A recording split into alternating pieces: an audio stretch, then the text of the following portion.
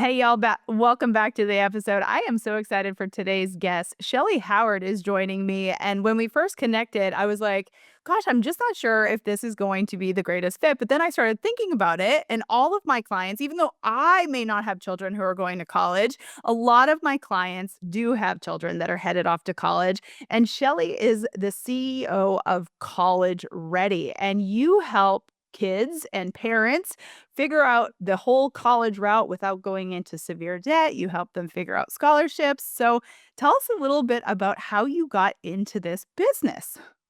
Absolutely. And I am so happy to be here. I'll give you the condensed version because we don't have hours. Basically, my oldest came home in eighth grade about this time, spring, said, Mom, I know exactly where I want to go to college and exactly what I want to do. And I was like shocked because I changed my major 5 times. Like I was not like that.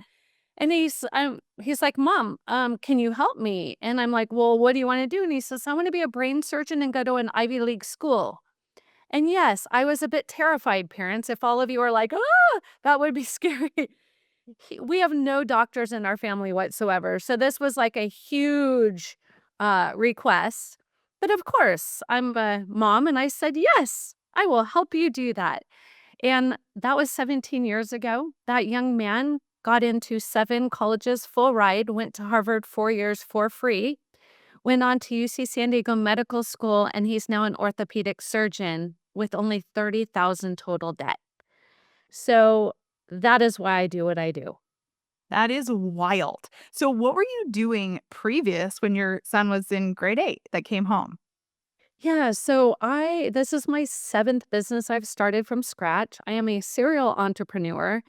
And I'm always looking for my next. But I love this. I've been doing College Ready for 17 years. And prior to that, I was a professional photographer. Prior to that, I was a personal trainer. I mean, I have worn so many hats, and it all starts from I have a need, I go and get fully skilled at it, and then I want to help others. And that's exactly what happened here is I never planned on being a college consultant. I planned on helping my child get into college and I didn't want to pay for it and I didn't want him to go into debt. So my why is really how College Ready got started. And then everybody kept asking me, "Well, can you help my kid?" And before you knew it, I'm like, "Wait a minute, I'm really liking this much more than my other career. What am I doing?" So I made the big switch, and I can't see myself doing anything other than inspiring teenagers all over the world. Oh my gosh, I love that. Yeah, I think that the greatest business owners are the people who are solving a need and just doing something I say all the time, I would do what I do for free. Thank God I don't have to, but but all of that to be said, I love it. So for those who may not know, obviously, did not have children by choice, but I know I went to school. I got a degree. I actually went on a full scholarship because I played college athletics. So I had the ability to not. I was actually. Originally from Canada, so I had out of state tuition as well. I have in state, out of state, all of the things. It was definitely going to be an investment. My first year, I think I got 75%. My parents made me pay a portion of our fees and, live on college dorms and a food plan and all of the fun things. So if someone is unaware or perhaps, their children are still young, they're not at this point. So what does a typical college, maybe you can kind of give us a range of what it looks like for a parent who doesn't know like much about what obviously you teach these people how to do it economically. But what does it cost to go to college nowadays? So that's the beauty of what I get to do is we look at return on investment. And we're very unique in the space of college consulting. Most people are just concerned about getting the child into a school. We're looking way beyond that. What career do they want? What kind of schooling do they need? Right? If you're an entrepreneur, nobody's ever asked me to show them my diploma, right? Not Right. Right? But my son, who's a orthopedic surgeon, could not do his job without a college degree. And I have 4 kids of my own. I have 2 biological and 2 step, and all of them are different. And why I bring that up is to answer your question. So you can go to what's called a community college for pennies on a dollar. 2 years, get your AA degree, and then you can be done. but that's not gonna prepare you for the doctor, the lawyer, the CPA, what you need a degree for. The second layer is a 4-year college degree. That could be in the US, that can be anywhere in the world.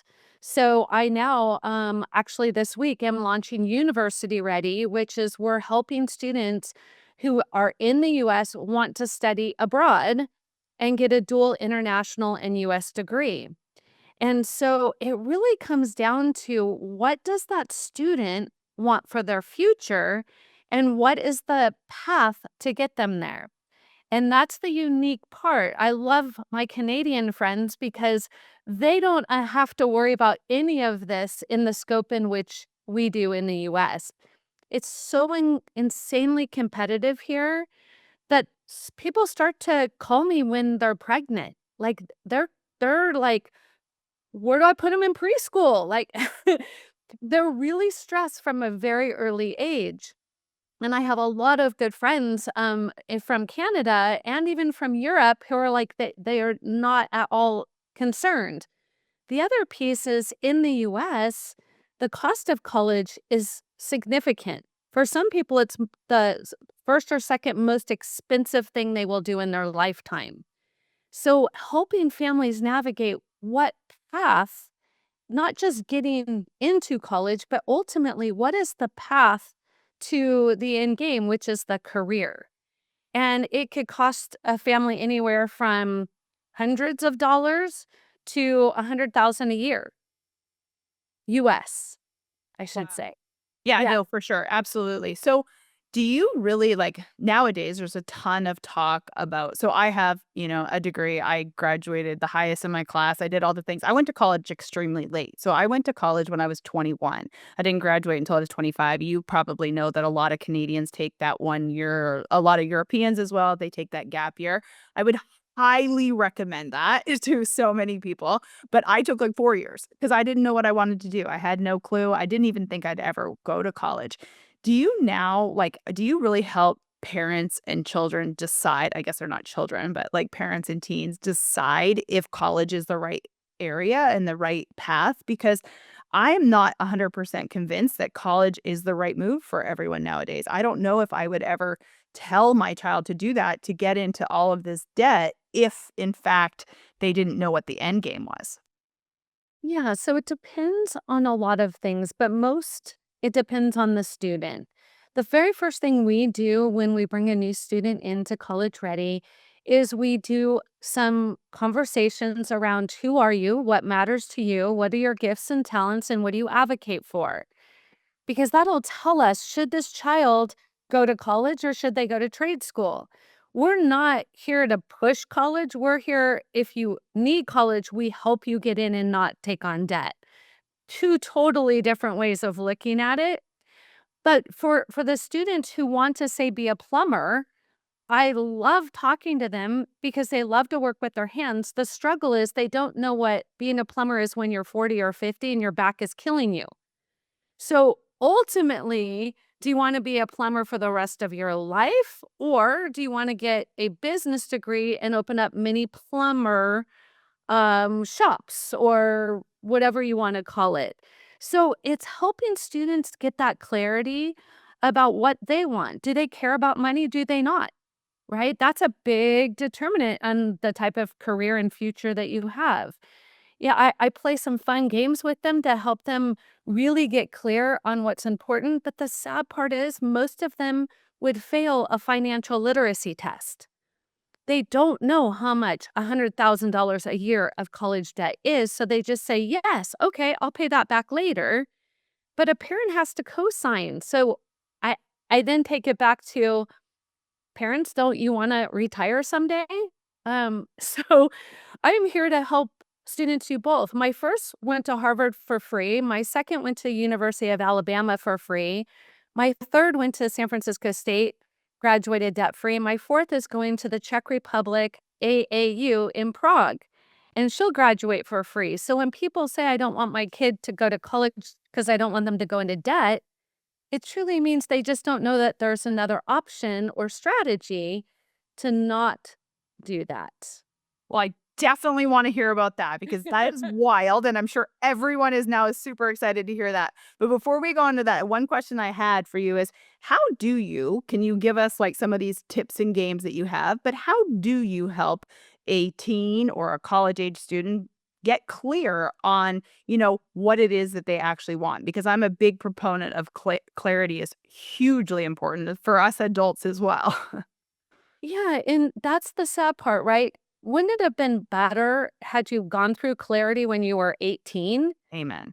right? And so I'm like, to me, every high school should require it, but they don't. So I figured out we need to give that to them. And that's why all four of my kids, they knew their career and they have not wavered one bit. I changed my major 5 times because nobody got me in clarity. So I'll give you an example. One of my favorite games to play is it's called the Millionaire Game. And parents, if you're listening, I encourage you. It's a great dinner game. So the first thing is there's only 2 rules. First rule is you cannot roll your eyes. It is not okay. You have to be all in. The second thing is you can't comment on what your child is saying because you're going to hear some stuff that might make you a little scared. The next thing you do is you say to your teen, you say, if I gave you $1 million cash, if they're not smiling, you're in trouble because they don't have a clue what that means. But for math purposes, I say if I gave you $1 million cash and you had 24 hours to spend it or you had to give it all back to me, what would you do? And then I also say, this is not what I'm encouraging you to do, but for the purposes of this game, what would you do? I've had students say, well, first I'd buy a yacht and I invite all my friends, and then we would get off and we'd hire a private airplane, and then we would travel the world. And there's no clue, zero concept. And then I've had a few students who've really blown my mind. And one of them recently said, well, first I'd buy a fixer-upper house, and then I'd spend my time fixing it up, and then I would flip it, and I'd buy 2 houses, and then I'd buy an apartment building. I'm like, "What do your parents do for a living?" And he's like, "Yeah, they flip homes." So, when you think that your teenager's not paying attention, they are. But what this tells me is if they have all the time, all the money, all the resources, they've never lived in that world before because they've always heard, "We can't, we can't, we can't, we can't." And I'm telling them, "Oh, yeah, you can. Now what?"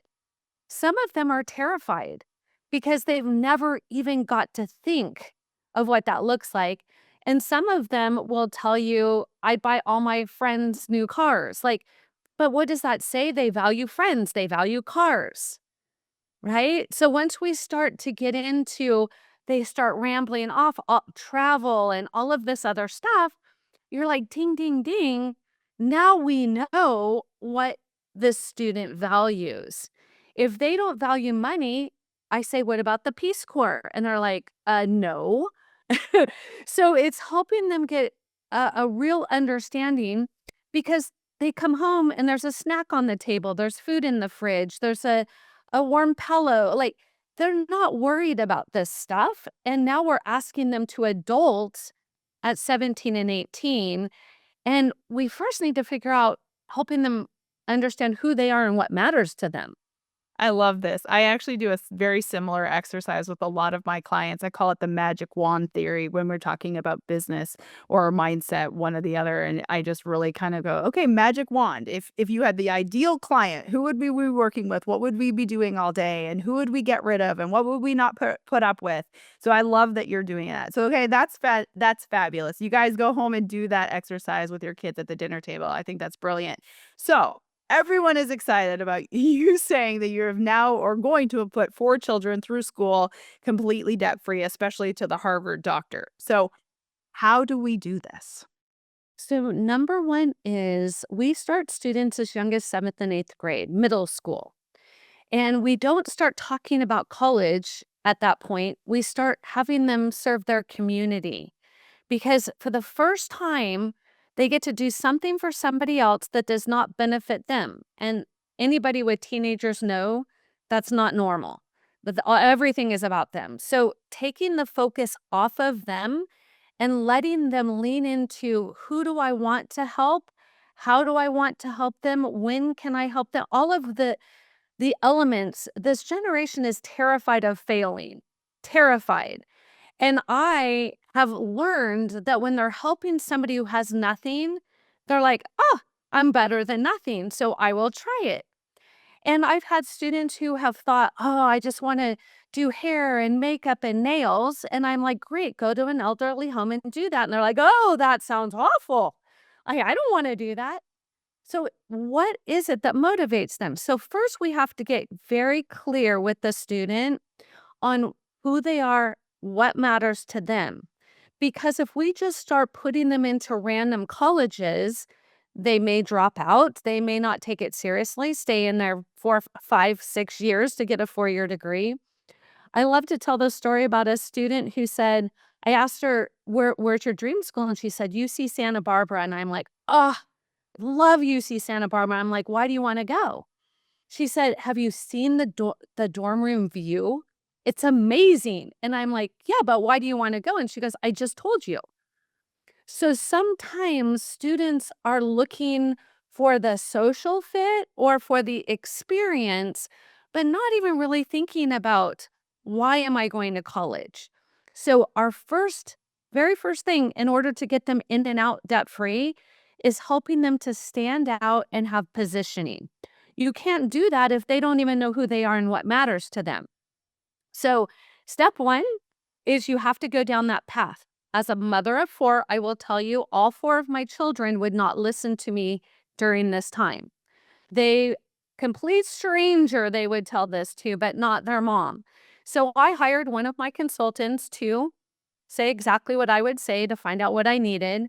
And that is what we do. So, the first thing we do, that's step one. Step two is we need to find the best academic fit, social fit, and financial fit. To find the best academic fit, we need to know how many AP, IB dual enrollment do they need? What test score is going to get them into the school? This is where parents get really confused because college is a business. Most people look at it as it's an emotional, my kid got blah, blah, blah, blah. I've always hidden that my son got into 7 top tier schools because I don't want people to judge me. And I struggle with that for years, but I can't lie. He got into those schools. Now I look at it as because they were a good fit for him. So, number one is, do you want your child to be the small fish in the big sea or the big fish in the small sea?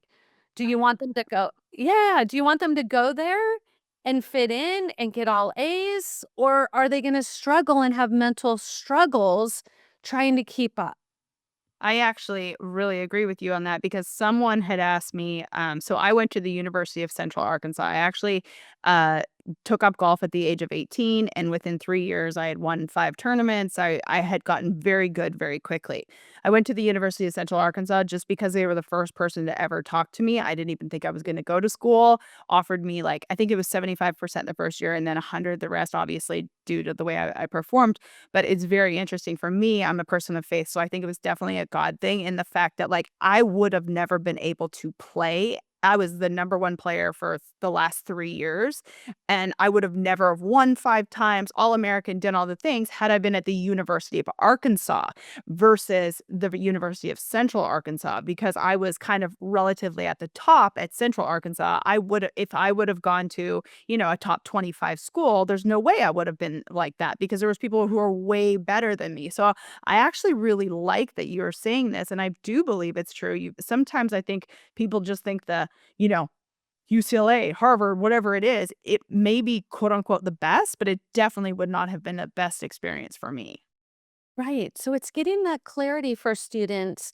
When my son was at Harvard, that was my worst fear is that he was going to get there and be just hanging on. Like I was really concerned as a mom. Now, keep in mind, like he never got a B, so I wasn't horribly concerned, but I was concerned. He was the first student out of 25 years at his high school to go Ivy. So it was a massive it was huge.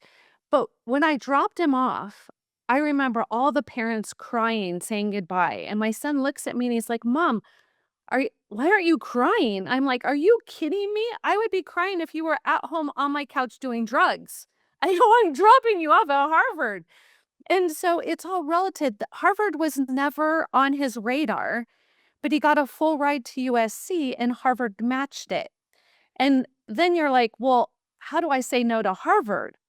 Right? So it was not the path that we were just Harvard, Harvard, Harvard. It was, where is he going to be set for life? Where was he going to find the alum group?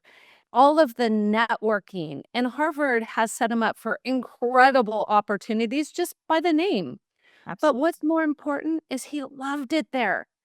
He has the best friends. They're still best friends, 12 of them, happy, connected, and really making an impact. So, helping the student understand, what does that look like for them, so that when they get there, they know their major, they know their career, they know their path, they know they need to get in and out in 4 years. They have vision and they have a plan.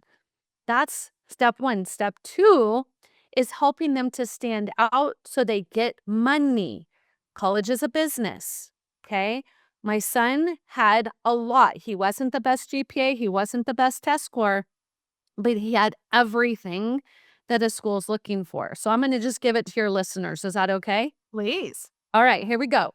You're going to write this down. Number one, GPA with rigor. That means your student is better off taking challenging classes and getting an A minus than all easy classes getting all A's. They want to see rigor. Number two, test scores equal scholarships. For all of those students who are telling their parents it's optional, don't believe it if you want a scholarship. Number three, community service equals money. The more you serve, the more money you'll receive. It is the coolest cycle you would ever experience. Number four, leadership. Colleges are looking for students to come to their school, lead others, to be amazing. So you advertise for them when you graduate. Then it's extracurriculars, golf, whatever that may be. How are you going to bring value to the business of college? Then it's letters of recommendation. Just as a businesswoman, right? You have to have letters of recommendation. You have to have a resume. You have to have people saying how amazing you are. And then finally, you need to have essay topics that you are going to blow their mind. They have 4 to 6 minutes to read your entire application and essay. So if you have the same GPA, the same test score as everybody else, that essay just became critical. And that, all of that together, done well, is where you get the opportunity. Amazing. So where do you see right now parents? So I'm a big proponent. People know that on this podcast. I always say pay, pay, pay. So like I would pay for it. Like if I had a kid, yes, we know college is expensive, but like do you want to pay to like fast forward? Like that's the reason why a lot of my clients hire me, right? You can figure this shit out yourself or we can pay to fast forward the game. So where are parents making mistakes? A, probably by not hiring a like someone like yourself who knows exactly what's up because this is your life, this is your business, we can fast forward this. But where are parents making the mistakes?